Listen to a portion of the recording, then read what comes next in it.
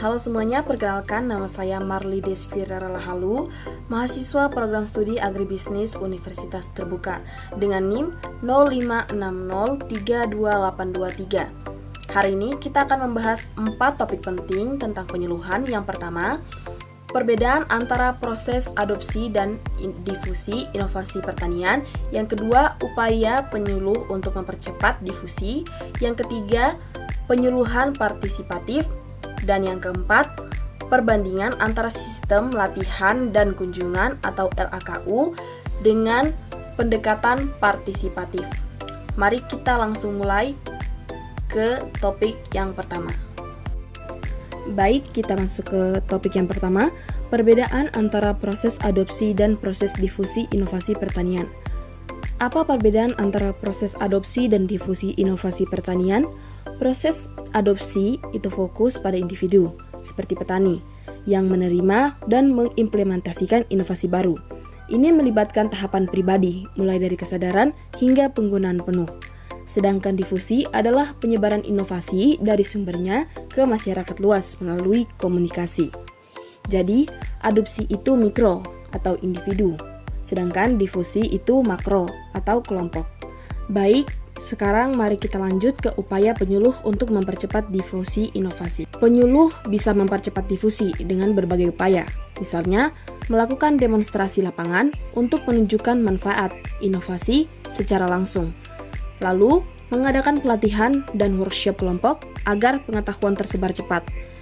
Jangan lupa gunakan media seperti radio atau aplikasi digital untuk jangkauan lebih luas. Kolaborasi dengan pemimpin lokal juga penting, karena mereka bisa jadi agen perubahan.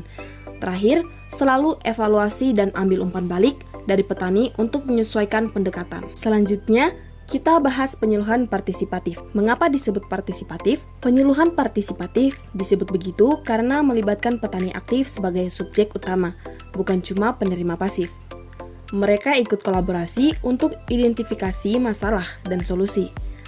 Karakteristiknya yaitu kolaboratif, berbasis masalah lokal, pendekatan kelompok, fleksibel, dan berorientasi pada pembangunan berkelanjutan. Ini membuat inovasi lebih relevan dan petani lebih mandiri.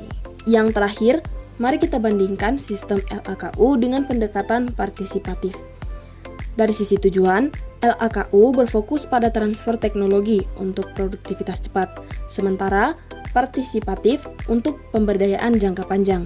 Untuk sasaran, LAKU memilih sasaran ke individu atau kelompok kecil, sedangkan partisipatif sasarannya ke komunitas holistik. Organisasi LAKU hierarkis dan terjadwal, sedangkan partisipatif fleksibel dan desentral. Untuk metode, LAKU menggunakan kunjungan dan demonstrasi standar, sementara partisipatif menggunakan diskusi interaktif.